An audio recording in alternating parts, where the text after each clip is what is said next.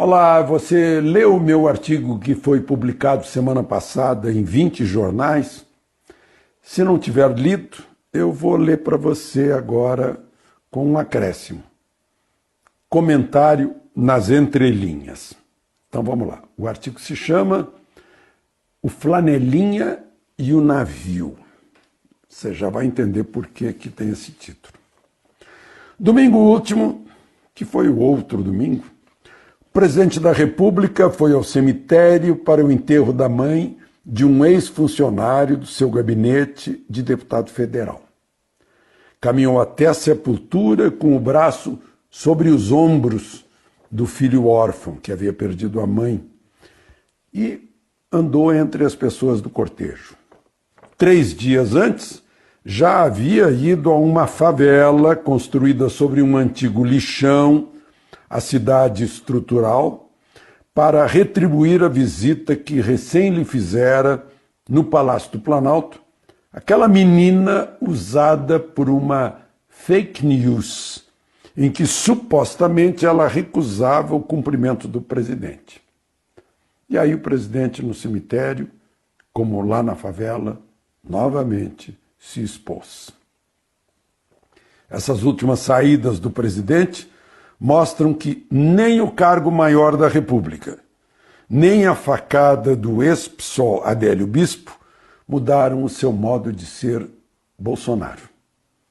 Um risco para a segurança dele, tal como acontecia durante a campanha e teve resultado dramático lá em Juiz de Fora. O sonho da oposição é que esse Bolsonaro mude, pois foi esse Bolsonaro que derrotou todos os outros candidatos, ao contrário do que afirmavam as pesquisas, lembram? Derrotou as pesquisas e os que pensavam com arrogância que poderiam conduzir a cabeça do eleitor. Com as redes sociais, o eleitor se libertou. Eu escrevi aqui. É uma mudança, né? Antes o eleitor ficava aí recebendo marqueteiro, as grandes redes, muito noticiário. Depois veio a rede social. E o eleitor encontrou outros caminhos para se informar. Volto ao artigo. Nesses 4 meses de governo, o que se tem visto e ouvido é que os opositores parecem estar ainda em campanha, num terceiro turno, com sede de vingança pela derrota nas urnas. Isso é uma coisa que Freud explica. O estilo aprovado nas urnas virou o governo do país, mas muita gente gostaria que o setor público federal continuasse com os velhos vícios. Para quê? Para manter as mamatas, os cargos, os benefícios, a pregação destrutiva do país. Não aceitam a mudança e criam ficções, ainda na tentativa de convencer a opinião pública e enfraquecer o governo. Uma parte mais ingênua do governo é usada ao dar respostas a provocações. Há uma parte ingênua do governo que fica respondendo. Tem coisa tão absurda que não merece resposta. Ao responder, a gente se iguala a certas críticas chulas, vulgares e de baixo calão. Isso não se deve responder. O vice-presidente, por exemplo, já entendeu isso. Há alguns dias ele começou dizendo para um repórter que queria fazer fofoca: é página virada, vire a página. E até agora ele tem virado a página. Faz muito bem, aliás. Volto ao artigo.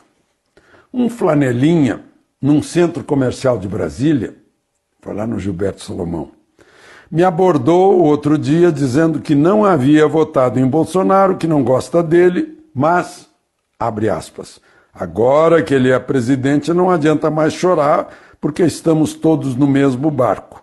Não dá para deixar o navio afundar só porque eu não gosto do capitão. Fecha aspas. Vejam só o pragmatismo desse cidadão flanelinha, né? Ele sabe muito bem que a reforma da Previdência, por exemplo, né? A reforma das leis penais, né? Essa história aí de desarmamento que nos deixou à mercê dos assassinos, dos homicidas, dos assaltantes em geral, né? Só beneficiou o bandido. Bom, voltemos ao artigo, né? A reforma das leis penais, a liberdade econômica, o corte das mordomias, benefícios, favores, populismos, respeito à independência de poderes, aposta na responsabilidade do legislativo, enxugamento do Estado é o mínimo necessário para o país se recuperar de anos de corrupção, desperdício e negação da ordem e de progresso. Aí termina o meu artigo. Eu gostaria de comentar um pouquinho mais, né? A gente passou anos, décadas de corrupção, aumentando cada vez mais, numa progressão geométrica, porque as pessoas, quanto mais roubam, mais querem roubar na medida em que sentem a impunidade. A impunidade é estimulante. E aí, com a impunidade, a gente sente falta de leis mais rígidas. É o que Moro propôs ao Congresso Nacional.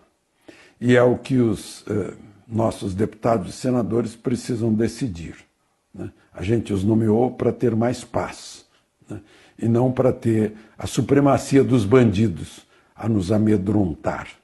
A gente fez a eleição desse governo exatamente para que promessas como a diminuição do tamanho do Estado, como liberdade econômica, como segurança, como equilíbrio das contas públicas sejam solucionadas, né? Mal começou o governo, né? Os derrotados não param de reclamar do governo, para dar a impressão assim que isso tudo, essas mudanças vão fracassar. Essa é a tentativa, né? Passar essa ideia para uma maioria, né? A maioria se manifestou na eleição, foram 58 milhões de votos, 11 milhões a mais que os adversários, né? No segundo turno. Então, tenta-se passar essa ideia de que o país não quer essas mudanças, não quer segurança pública, não quer moralidade no serviço público, não quer um Estado menor que possibilite que o país real, o país liberal, o país privado cresça, né? Você cresça, a sua empresa cresça e possa empregar mais. Tem muita gente que não quer isso. Eu diria que são não apenas sádicos, mas são masoquistas também, que vão sofrer juntos se o navio afundar. De Brasília, Alexandre Garcia.